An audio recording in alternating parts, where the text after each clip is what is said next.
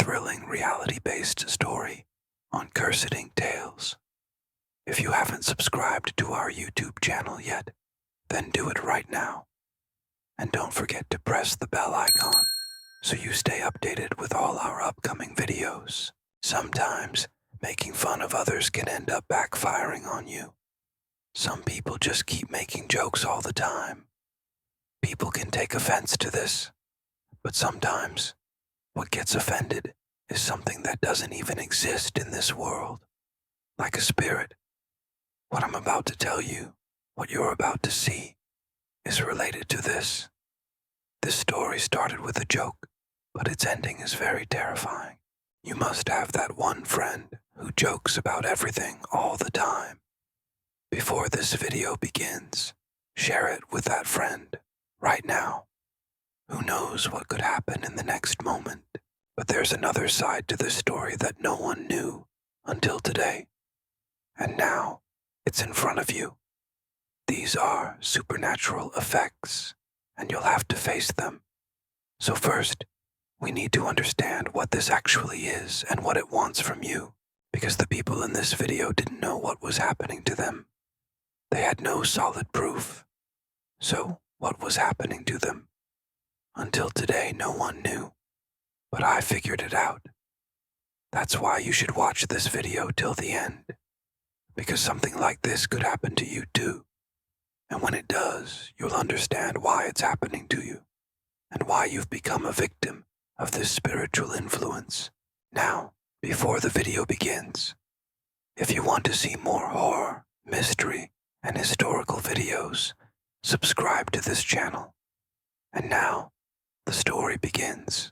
First, let me tell you that today's story is about the city of Kota, Rajasthan.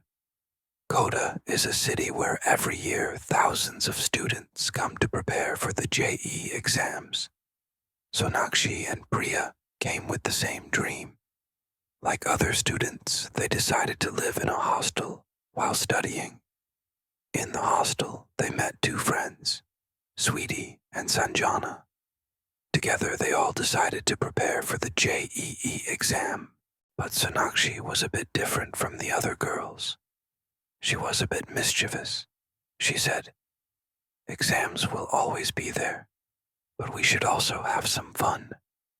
Priya didn't like this idea at all. She said, "We've spent a lot of money to come to Kota and study, and you're distracting us with these silly pranks. You should focus on your studies." But Sonakshi insisted, "This is the time. Exams will keep happening, but we should make some memories too." So, Sonakshi decided to pull a prank on the girls in the middle of the night. And boy, was it a prank. When Sweetie and Sanjana were asleep, Sonakshi knocked on their main door and ran away. She kept doing this the entire night. Sweetie and Sanjana became very disturbed. By morning, their faces were pale from fright, and seeing this gave Sonakshi more confidence. She felt happy, thinking these girls could be scared even more. Then, that same night, Sonakshi made another mistake. She connected her phone to a Bluetooth speaker and played the sound of anklets, pile.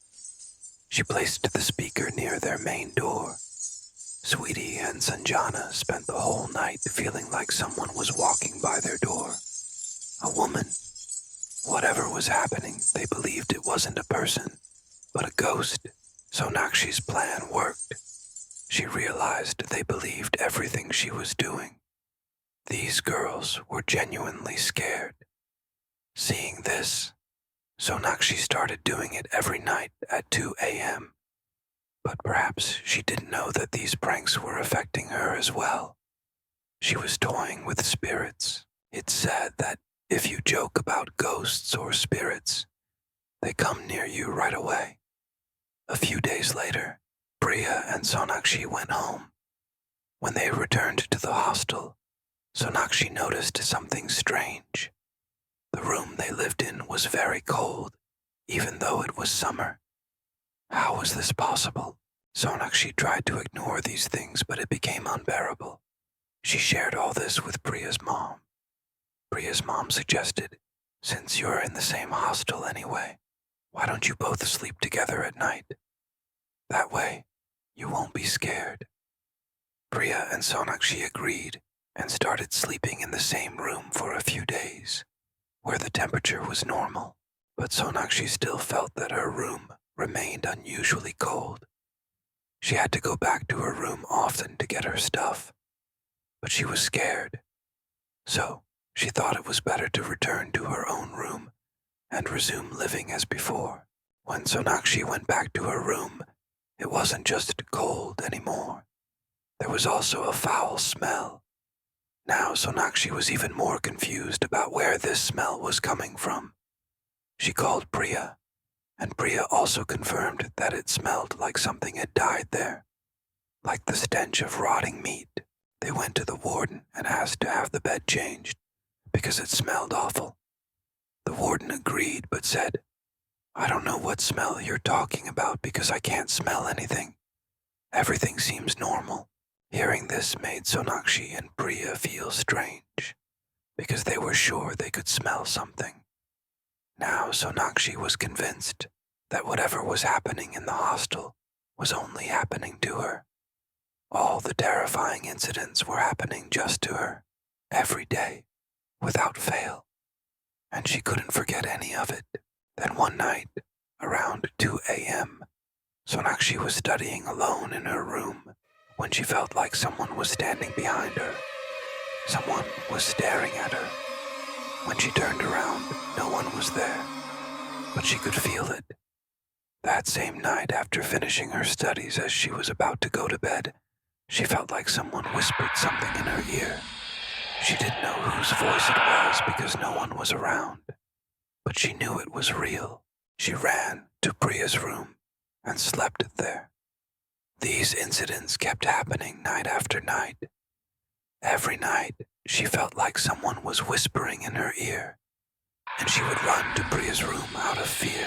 Sonakshi then thought that maybe she should start reading the Hanuman Chalisa every night before sleeping. She believed this might help, but one day she woke up to find the Hanuman Chalisa book lying on the floor, but every night she kept it under her pillow. How did it fall? Sonakshi's condition worsened. She couldn't study properly, nor could she sleep. Seeing her friends suffer, Priya started feeling sorry for Sonakshi. Priya decided to ask Sonakshi to stay in her room for a few days, thinking things might get better. But over time, Sonakshi noticed that Priya had changed.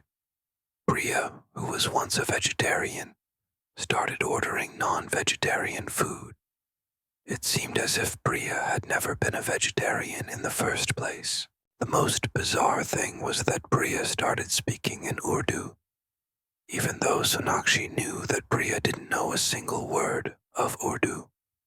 Now Sonakshi was convinced that some other spirit had possessed Priya's body, making her do all this. Sonakshi couldn't take it anymore and told everyone in the hostel that Priya had been possessed. The hostel staff and warden immediately took action and called a priest.